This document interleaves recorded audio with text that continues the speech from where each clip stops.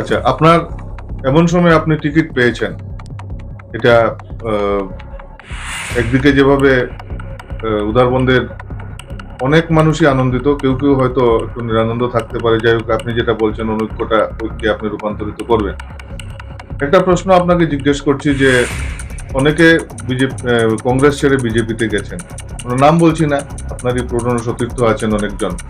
তো তারা একটা সময় বিজেপিকে গালাগালি করেছেন, আজকে দেখা যাচ্ছে তাদের নেগেটিভটা পুরো চেঞ্জ হয়ে গেছে। আপনার মন্তব্য? দেখুন, আমরা ছোটবেলা থেকে শিখে এসেছি। আমাদের যারা গুরুজন ছিলেন তারা বলতেন স্থান ছাড়লে মান যায়। সেই জন্য আমি স্থান ছাড়িনি এবং আমি যতটুকু পারি সেই জন্য সেটা মেনটেন করে এখনো চলে যাচ্ছি।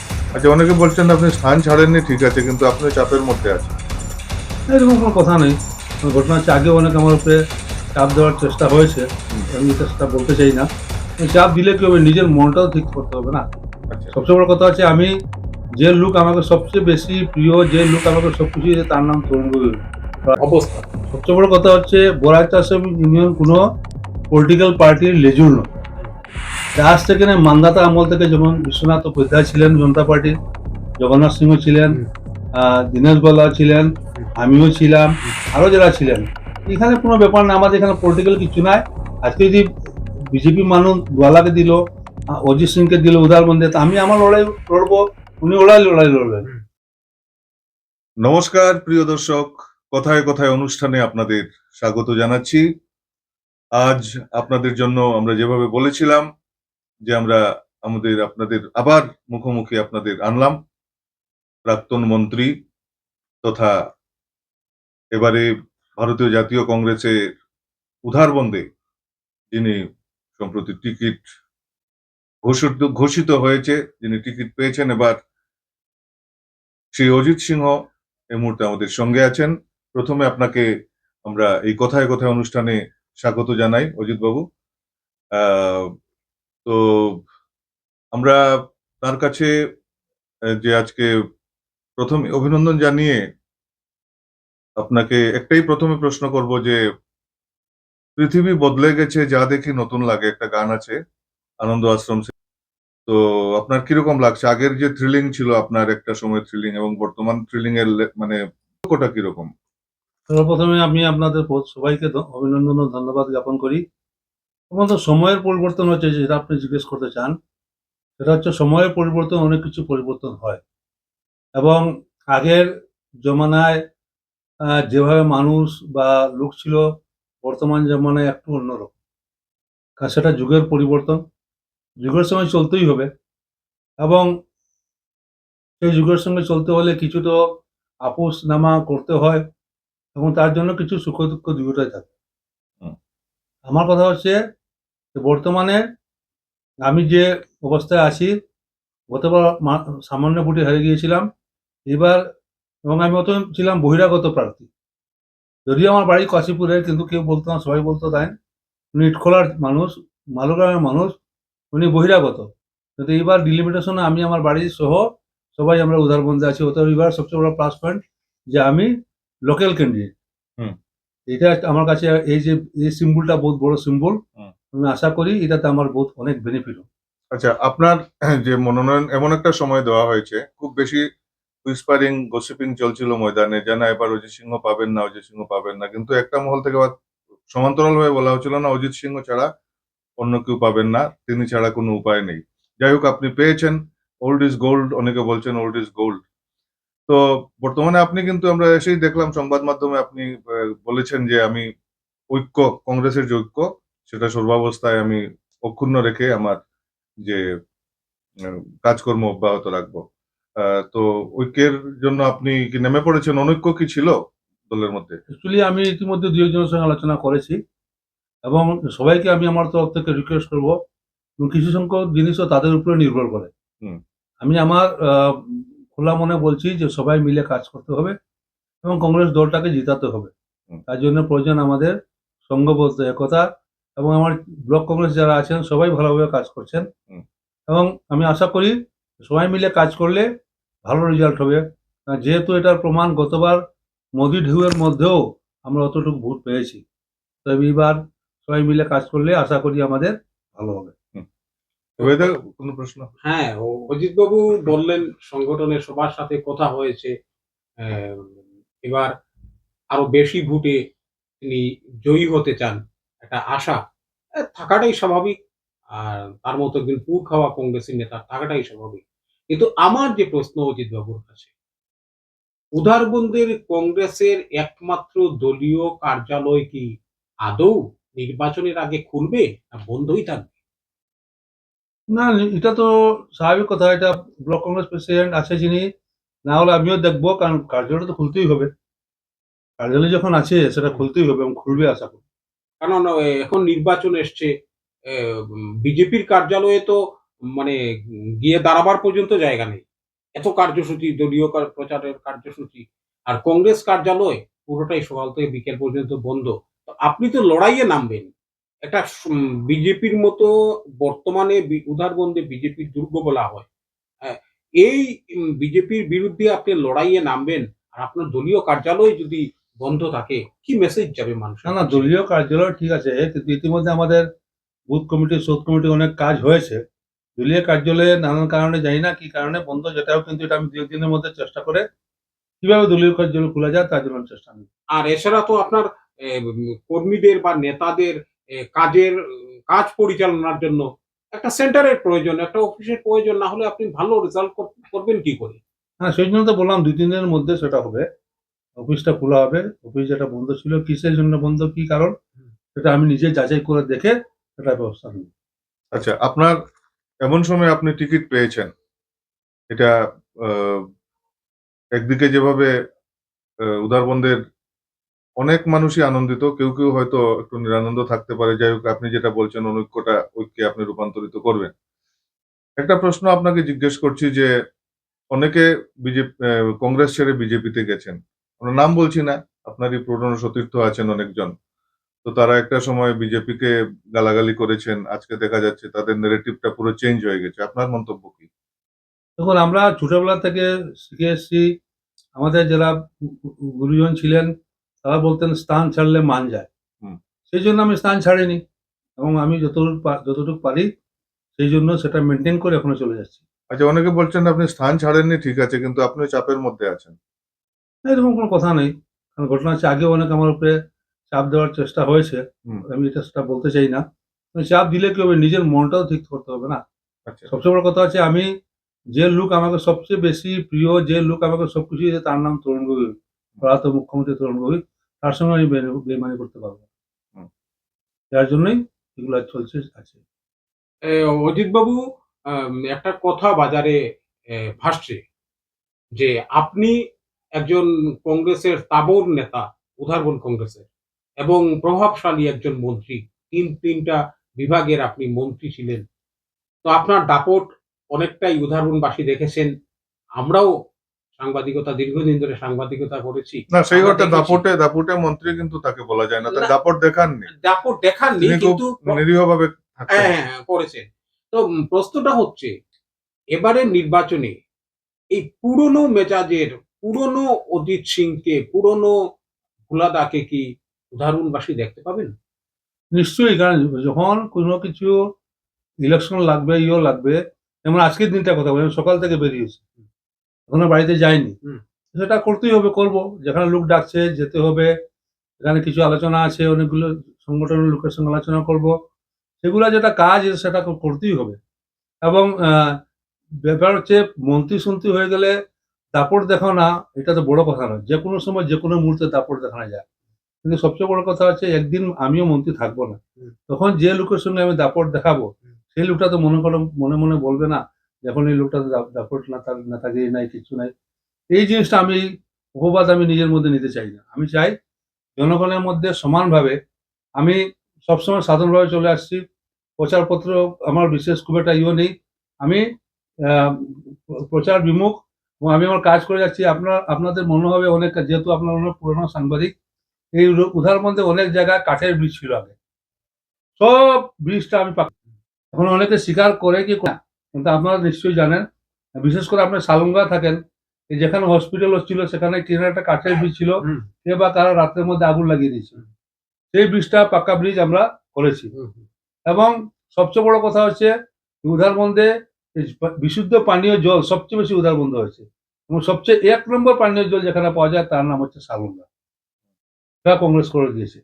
অতএব আর বর্তমানে জল জীবন মিশনের কি অর্থ আপনারা জানেন, নল আছে জল নেই, এবং আরো অনেকগুলা কথা আছে, সেটা আপনারা নিজেই জানেন, জনগণও জানে, সেটা বলে আর বারবার এক কথা আচ্ছা, বলে লাভ নেই। এসব কি আপনি নির্বাচনে ইস্যু করবেন? ডেফিনেটলি ভোট নিতে হলে তো এগুলো নির্বাচন ইস্যু করতেই আচ্ছা, হবে। আপনি দেখলাম রাস্তাঘাটের কথা বলেছেন, রাস্তাঘাটের উন্নতি করতে হবে, কিন্তু রাস্তাঘাট তো বর্তমান সরকারের সময় যথেষ্ট হয়েছে। তো রাস্তাঘাট ছেড়ে কি আপনি অন্য ইস্যু ধরবেন নাকি? দেখুন, রাস্তাঘাট আমি যখন এমএলএ মন্ত্রী ছিলাম তখন আমি আমার বিভিন্ন জায়গায় অনেক রাস্তা করেছি। বিশেষ করে এখনো গ্রামের, আপনার মনে আছে কুম্ভা থেকে দ্বিগুণ পর্যন্ত রাস্তা ছিলই না, সেই রাস্তা আমরা করেছি। একবার মানুষ কুম্ভা থেকে দ্বিগুণ গেলে আর 2 বার যাওয়ার নাম নিত না, সেই রাস্তা আমরা করে দিয়েছি।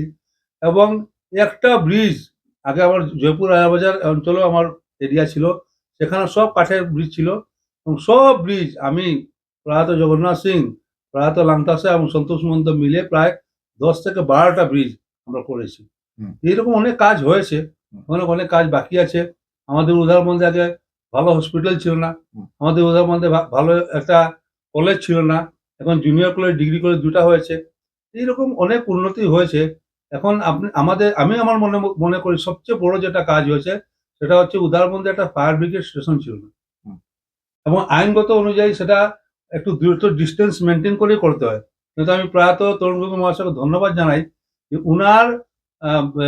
উনার জন্যই আজকে উদাহরণবন্দে এই ফায়ার ব্রিগেড স্টেশনটা হয়েছে, যার জন্য অনেক জায়গায় আগুন লাগলে সেই ফায়ার ব্রিগেড স্টেশনটা গিয়ে সেটা নেভায় এবং আমাদের সাহায্য করে। টিকল মডেল হসপিটাল, উদারবন প্রাথমিক স্বাস্থ্যকেন্দ্র 30 শয্যা বিশিষ্ট, আপনার সময় হ্যাঁ, খুব সম্ভবত। কিন্তু ঘটনাটা হচ্ছে, এটা আমি চেয়েছিলাম উদারবন্দে করার জন্য, যেহেতু উদারবন্দে জমি পাইনি, হুম। জায়গাও ছোট, যার জন্য টিকলে সেটা স্থানান্তরিত যাই হোক, করা হয়েছে। আপনারই তো এটা হয় হয় হয় হয়। এলাকার মধ্যে পড়ে। তো এখন যে আরেকটা আপনার কাছে জানার ইচ্ছে করছে যে অসমে আমরা উদারবন্দের কথা বললাম, এবং অসমের সার্বিক প্রেক্ষাপটে আপনার কি মনে হয় কংগ্রেস ঘুরে দাঁড়াতে পারবে?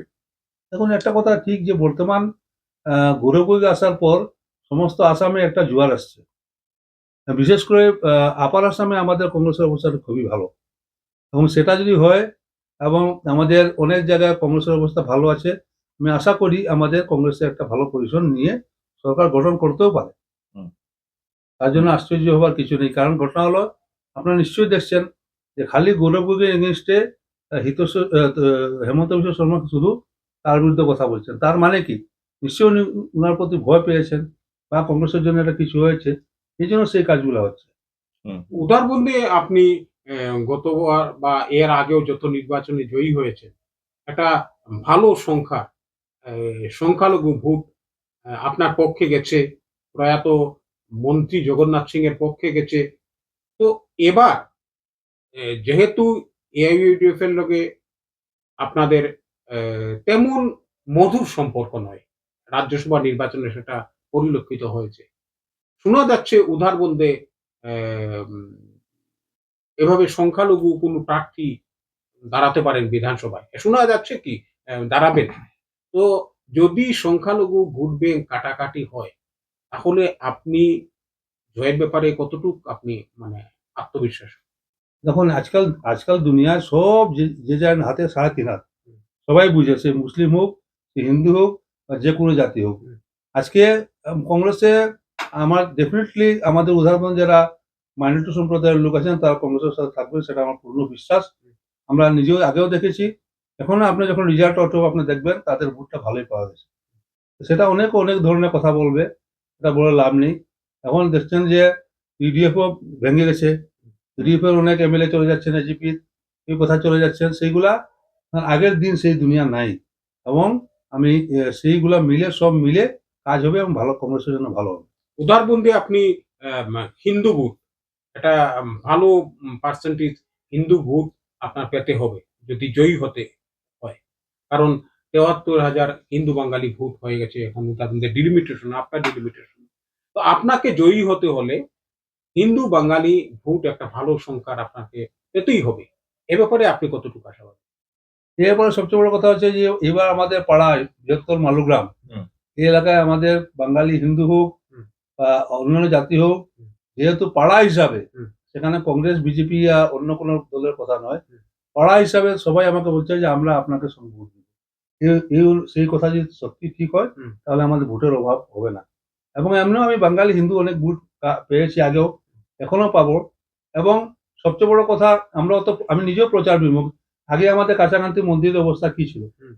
এখন যাই হোক, এটা অনেক টাকা খরচ করে প্রয়াত তরুণ গগৈ এবং আমি নিজেও খরচ করে আমরা একটা রূপ দিয়েছি আমাদের কাছাকাছি মন্দিরে। আমাদের অনেক জায়গায় সে মসজিদের কাজ হয়েছে, সেটাও তো অনেক জনগণ জানে। এবং সেই জানাটা আজকে আমি গেছিলাম কমলানগরে, হুম। সেখানে একজন লোক বলছে যে আমাদের 250 কেবি যে ট্রান্সফরমার, সেটা আপনি অত বছর আগে দিয়েছেন, এখনো চলছে, সেটা আজকে যদি না দিতেন আপনি, তো আমরা অন্ধকারে থাকতাম। এরকম অনেক কাজ করা হয়েছে, কংগ্রেস করেছে, এবং সেটা নিশ্চয়ই প্রচার আছে। প্রচার আছে। আচ্ছা। প্রচার কম হয়, আগামী দিনে দেখা যাবে। আচ্ছা, আরেকটা প্রশ্ন, যেহেতু আমাদের প্রিয় দর্শকদের জন্য, দর্শকদের মনে হয়তো প্রশ্ন থাকবে, যেহেতু আমরা আজকে প্রাক্তন মন্ত্রী অজিত সিংহকে পেয়েছি, তার কাছে আমরা জানতে চাইবো যে আপনি সংসদীয় সচিব ছিলেন ট্যুরিজম বিভাগের, সংসদীয় সচিব এবং ক্রীড়া মন্ত্রী, পরিবহন মন্ত্রী, আরো বিভিন্ন মন্ত্রক। তো অন্য কোনো বিভাগের কথা আনছি না, আপনি ক্রীড়া মন্ত্রী হিসেবে বা উধারবন্দের ক্রীড়ার জন্য আপনার অবদানটা কি একবার আবার নিজে বলে দিলে হয়। এবং ট্যুরিজম বিভাগের সংসদীয় সচিব হিসেবে আপনি যে খাসপুর রাজবাড়ি বা অন্যান্য ট্যুরিজমকে আপনি ডেভেলপমেন্ট কি কি করেছিলেন বা কি কি আগামীতে করার ইচ্ছে থাকবে আপনার? সবচেয়ে বড় কথা হচ্ছে, আমি খুব কম সময়ের জন্য ছিলামও ট্যুরিজমে। হুম। কিন্তু ট্যুরিজমে থাকার সময় আমি যেমন আমাদের টালিগ্রামে ট্যুরিজম প্রজেক্টটা এনেছি, যার জন্য টালিগ্রামে অনেক ডেভেলপমেন্ট হয়েছে। আমি এখানে একটা রানী দিঘি ছিল, দুর্ভাগ্য বিষয় সেখানে দিয়েছি, কিন্তু সম্পূর্ণ কাজ হয়নি। হয়নি, হ্যাঁ। আমি যাওয়ার পরে সে কাজটাও বন্ধ হয়ে গেছে। আপনার সময় হয়েছিল, হয়েছিল, গেইটও হয়েছিল, তারপরেও শেষ। গেইটে লেখা ছিল যে এই পার্ক আমার, আপনার এটাকে মেনটেন করার দায়িত্ব সবার। কিন্তু দেখা কিন্তু গেছে গরু ছাগল ছাড়া কেউ কিছু গুরুত্ব হাঁটে দেয় না, না। কথা ঠিক বলছেন। এই হ্যাঁ। জন্য বলছি, আমি যাওয়ার পরে সেটা বিনষ্ট হয়ে গেছে। এবং আপনি একটা কি বললেন? আমি বললাম যে ক্রীড়া ক্রীড়া ক্রীড়া ক্রীড়া। ক্রীড়া ক্ষেত্রে যেমন আমাদের রাজীব গান্ধী আছে মাঠ, হুম। এই মাঠের জন্য আমি টাকা দিয়েছি। এটা কাজ টিটি ক্লাবের জন্য টাকা দিয়েছি। হুম। এরকম আরো কিছু কিছু জায়গায় টাকা দিয়েছি। কারণ যেহেতু আমি নিজে স্পোর্টস মিনিস্টার ছিলাম, আমার মতে আসামের স্পোর্টস মিনিস্টার ফান্ডটা অত্যন্ত সীমিত। আজকে যেমন দিল্লি, মহারাষ্ট্র, বিহার, পাঞ্জাব, সেখানে মানে স্পোর্টস ডিপার্টমেন্টের প্রচুর টাকা থাকে, এখানে এই টাকা নেই। পরিবহন মন্ত্রী হিসেবে আপনার তো একটা বাস বাস সার্ভিস আপনি চালু করেছিলেন দেখুন। পরিবহন মন্ত্রী হিসাবে আমি বেশি দিন ছিলাম না, তবু 8-9 মাস ছিলাম। সেখানে আমি আমাদের বিশেষ করে শিলচর থেকে আনাচড়া পর্যন্ত লোকের যাতায়াতে অত্যন্ত অসুবিধা হতো। তো সেই বাসটা চালু করেছিলাম, আমি যাওয়ার পরে সেটা বন্ধ হয়ে গেছে। হুম। এটা অত্যন্ত জরুরি ছিল এই স্কিমটা, হুম। সেটা বন্ধ হয়েছে। এবং দুঃখের বিষয়, যেটা জিনিস চালু হয় সেটা সবসময় মানে কন্টিনিউ রাখার দায়িত্ব সবার। সাকসেসর যারা থাকে। তাদেরও দায়িত্ব থাকে। হ্যাঁ। তো সেটা এখন জানি না কেন হলো না, আমি কার বিরুদ্ধে কিছু বলতে চাই না। কিন্তু এটা হয়ে অসুবিধা হতো। সেই বাস এই বাসটা যখন ছিল, তখন বিশেষ করে আমাদের সালঙ্গা যে সালঙ্গা, সাংবাদিক, হ্যাঁ। ওনার অনেক সুবিধা হতো। কিন্তু আজকে ওনারও অনেক অসুবিধা হচ্ছে। এরকম জনগণেরও অসুবিধা হচ্ছে। এই জিনিসটা বলে লাভ নেই। কি বলবো? যার যার বিবেক, যার যার কাজ। আচ্ছা, আপনাকে সুভাইদা। অজিতবাবু, একটা গুরুত্বপূর্ণ প্রশ্ন, যেটা অনেকেই জানবার জন্য খুব উৎসুক। আপনি বরাক চা শ্রমিক ইউনিয়নের কার্যকরী সভাপতি। ধরুন, উধারবন্দে বিজেপি প্রার্থী করলো আপনারই ইউনিয়নের সাধারণ সম্পাদক রাজদীপ গোয়ালাকে। তখন উধারবন্দে আপনার এবং আপনার প্রয়াত কাকা জগন্নাথ সিং এর আমল থেকে উধারবন্দে চা বাগান এলাকায় একটা আহ, খুব ভালো একটা ভোট ব্যাংক বা ভোট ছিল। কিন্তু বিজেপি সরকারের আমলে বিভিন্ন সুযোগ সুবিধা পেয়ে গত পঞ্চায়েত নির্বাচন এবং লোকসভা নির্বাচনে দেখা গেছে সেই কিন্তু আপনাদের বা কংগ্রেসের এখন আর নেই। তো দুজনই আপনারা চা শ্রমিক ইউনিয়নের, যদি ধরুন পেয়ে গেলেন রাজনীতি, তখন আপনার কৌশলগত ইয়েটা কি হবে, অবস্থানটা। অবস্থা? সবচেয়ে বড় কথা হচ্ছে, বরাক চা শ্রমিক ইউনিয়ন কোনো পলিটিক্যাল পার্টির লেজুর নয়। হুম। এটা আজ থেকে না, মান্ধাতা আমল থেকে, যেমন বিশ্বনাথ উপাধ্যায় ছিলেন জনতা পার্টির, জগন্নাথ সিংহ ছিলেন, হুম, দীনেশ গোয়ালা ছিলেন, হুম, আমিও ছিলাম, হুম। আরো যারা ছিলেন। এখানে কোনো ব্যাপার না, আমাদের এখানে পলিটিক্যাল কিছু নাই। আজকে যদি বিজেপি মানুষ গোয়ালাকে দিল, অজিত সিংকে দিল উদারবন্দে, তো আমি আমার লড়াই লড়বো, উনি লড়াই লড়বেন। হুম। এবং বাগানে গতবারে আমি ভালো ভোট পেয়েছি, অত মোদির হাওয়ার মধ্যেও। এটা সেটা নিজের ব্যক্তিগত উপরে অনেকগুলো জিনিস নির্ভর করে, কিভাবে ভোটটা টানতে। ভোট টানাও একটা বিরাট আর্ট, হুম, হুম। ভোট আনাও একটা বিরাট আর্ট। সেই আর্টটা মেনটেন করে সেই কাজগুলো করতে কারণ হবে। এটা মানে একটা কথিত আছে যে চা বাগানের উদারবন্দে চা বাগানের ভুট টানার মতো কেরিশমা যেমন জগন্নাথ সিং ছিলেন, জগন্নাথ সিং এর ছিল, ঠিক তেমনি অজিত সিং এরও এই ক্যারিশমা জানা আছে। তো প্রশ্নটা এই জায়গায় না। প্রশ্নটা আমি যেটা আপনাকে বলছিলাম যে চা বাগানের ভোট কি আপনি অন্যান্য বারের মতো এবারও পাবেন? যদি রাজদীপ গোয়ালা বিজেপির প্রার্থী হন? নিশ্চয়ই একটু ১৯-২০ হতে পারে, কিন্তু আমি ভোটটা বেশি পাবো, সেটা আমার দৃঢ় বিশ্বাস। আচ্ছা, মোটামুটি আমরা আলোচনাটা প্রায় শেষের দিকে আনলাম। তবে একটা প্রশ্ন অজিত বাবুকে করব, যদিও আমি প্রথম দিকে একটু ইঙ্গিত দিয়েছিলাম যে শোনা যাচ্ছে আপনি এবার তৃতীয়বারের সরি আপনি আপনি টিকিট পেয়েছেন, এবার প্রতিদ্বন্দ্বিতা করলে আপনার এটা হয়তো সপ্তমবার হবে। ৭ বারের জন্য আপনি লড়াইয়ে অবতীর্ণ হচ্ছেন। ৪ বার যদি আপনি বিধায়ক ছিলেন, ২ বার পরাজিত হয়েছেন। এবার ধরি যে ৭ বার, ৭ হ্যাঁ। বার। ৭ বার, সপ্তম সংখ্যাটা খুব গুরুত্বপূর্ণ। হুম। তো এবারে সবাই জানতে চাইছে যে এটা আপনি একটু ক্লিয়ার করে দিলে ভালো হয় আমাদের যে প্রিয় দর্শকদের কাছে। কেউ বলছেন যে এটা নিয়ম রক্ষার জন্য দাঁড়াচ্ছেন। বিশেষ কাউকে বিশেষ কারো নির্দেশ থাকবে যে তিনি যাতে হালকাভাবে এবার প্রতিদ্বন্দ্বিতা করেন। এই প্রতিদ্বন্দ্বিতা হালকা হবে না শক্তভাবে হবে, মজবুত প্রতিদ্বন্দ্বিতা করবেন, সে ব্যাপারে আপনি একটু দর্শকদের কাছে ক্লিয়ার করে দিলে দেখুন, ভালো হয়। সবচেয়ে বড় কথা হচ্ছে আমাদের চরিত্র এরকম বেইমানি চরিত্র নেই। আমাদের রক্তে ২ নম্বরই রক্ত নেই। আমি যখন নির্বাচনে লড়াই করব, কিভাবে লড়াই করতে হয় সেইভাবেই লড়াই করব। এখানে আমি আপনাকে অনেক কিছু বলতে পারব না। আমার জীবনে অনেক কিছু আমার উপরে প্রেশার এসেছিল, সেটাও আমি সহ্য করে গেছি। এবং সেটাও আমি অতিবাহিত ভগবানের আশীর্বাদে, মানুষের জনগণের আশীর্বাদে সেটা আমি অতি সুন্দরভাবে অতিবাহিত করেছি, এবং এই নির্বাচনও আমি সুন্দরভাবে লড়াই করব এবং সুন্দরভাবে অতিবাহিত হবে। মানে আমরা কি ধরে নিতে পারি যে এবার ২৬ বিধানসভা নির্বাচনে উদারবন্দকে অজিত সিং সেই পুরনো মেজাজে রাজনীতিতে মানে প্রতিদ্বন্দ্বিতা করবেন। সেই আপনাকে পুরনো পুরনো মেজাজ মেজাজে পাওয়া যাবে আবার? ১০০ বার 100 টাইমস পাওয়া এবং যাবে। জয়ের ব্যাপারে আপনি বলছেন মোটামুটি আশাবাদী। ১০০ বার। মোটামুটিও, পুরো না। না, দেখুন, এ কথা রাজনীতিতে কেউ 100% সিওর কেউ বলতে পারে না। এখন আমি যদি বলি আমি 200% সিওর আমি টিকেট পেয়ে যাবো, পরে আমি 200% সিওর টিকেট পাইনি। কিন্তু আপনি লড়াই তো করবেন। লড়াই তো করব। এবং লড়াই 100% করব যাতে জিততে পারি। এই হিসাবে আমি লড়াই করব। আর যারা একটু ক্ষুব্ধ আছেন, যারা ছিলেন, প্রত্যাশী ছিলেন, তাদেরকে সবাইকে এক করে নেওয়ার ব্যাপারটা কি চেষ্টা করছি। চেষ্টা করছেন আপনি? নিমিত্ত আমি চেষ্টা করছি। কতটুকু জানি না, সক্ষম হবো জানি না, তবে আমি চেষ্টা করছি। মানে আপনার মাধ্যমে আমরা সংঘবদ্ধ কংগ্রেস পরিবার আমরা দেখতে পাবো, এরকম একটা ডেফিনিটলি। সবাই আশা দেখুন, করতে পারি। এটা সবচেয়ে বড় কথা হচ্ছে কি, যে নিজের উপরে অনেক কিছু ডিপেন্ড করে। আজকে আপনি একজন সাংবাদিক, সেও একজন সাংবাদিক। সাংবাদিকের বর্তমান রূপ কিরকম, আমি কারোর বিরুদ্ধে কিছু বলতে চাই না, আপনারা নিজেই জানেন, উনিও জানেন। বর্তমান যুগে পলিটিশিয়ানও যারা আছেন সব কিরকম আপনারাও জানেন। এর মধ্যে কিছু ভালো খারাপ থাকবেই। যারা ভালো, আশা করি তারা ঠিকই থাকবে। ২-১ জন যদি নষ্ট হয়ে থাকে তাকে আনার চেষ্টা করব। আর না পারলে কি করব? না পারলে তো আর উপায় নেই। আপনাকে তো দেখা গেছে সবসময় আপনি একদম বিনীতভাবে সবসময় আপনি চলেন। তো হ্যাঁ। সবাই এটা হয়তো আশা করবে যে আপনি আপনার শেষ লেভেল পর্যন্ত আপনি না, চেষ্টা করবেন। ডেফিনিটলি যেটা আপনি বলছেন ওটাই। আমি বলি হ্যাঁ, বিনীত লেভেলে সব চেষ্টা করব যাতে সুন্দরভাবে সব এক হয়ে কাজ এক করে। হয়ে থাকে।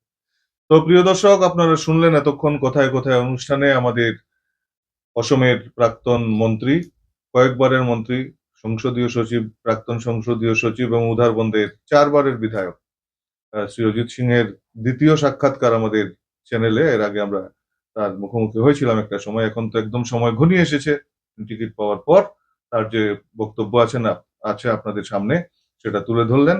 বিভিন্ন ধরনের প্রশ্নের উত্তর দিলেন। তো আমাদের চ্যানেলের পক্ষ থেকে প্রিয় দর্শক, আপনারা এতক্ষণ আমাদের অনুষ্ঠান শুনলেন, সেজন্য সবাইকে ধন্যবাদ জানাচ্ছি এবং সে সঙ্গে অজিত বাবুকে অসংখ্য ধন্যবাদ হ্যাঁ, ঠিক আছে, আমাদের নমস্কার। চ্যানেলের এই অনুষ্ঠানে যুক্ত হওয়ার জন্য।